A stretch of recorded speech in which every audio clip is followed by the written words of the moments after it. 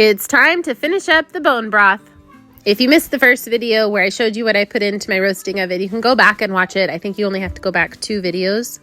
But in short, there is just some beef bones, heads of garlic, celery, onions, and some spices. All of that has been cooking since yesterday morning. It ended up cooking for about 29 hours, maybe 30. I have let my bone broths cook as long as 3 days. And I got a lot of comments that said I should have roasted my bones first. And I will absolutely agree with that. And I did say that in the video, but who's keeping track? If you have the time, absolutely roast your bones first. It makes the marrow come out easier. It also just gives a richer, deep flavor, which is ideal with the bone broth.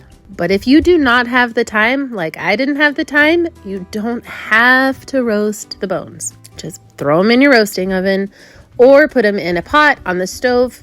Really, there's not a wrong way to make broth, just different ways. I'm going to run this through a fine mesh strainer into a gallon jar, and that is because this time I am taking off the fat. I don't always do that.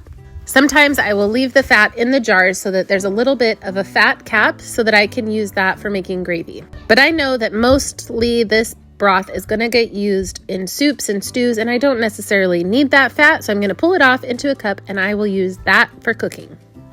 Beef fat makes the best cooking oil. It gives so much flavor for things like eggs, potatoes, literally all the things. I won't be rendering this down because, if you know my page at all, I render a lot of tallow for our face products.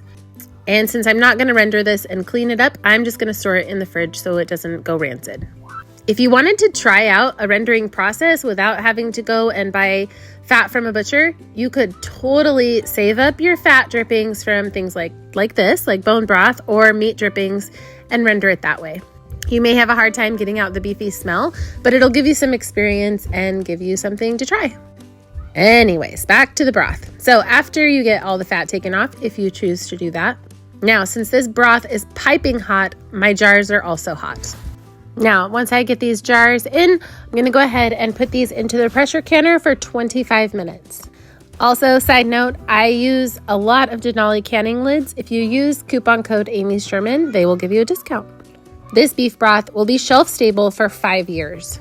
Not that it has any chance of lasting that long in my house, but it's a good thought.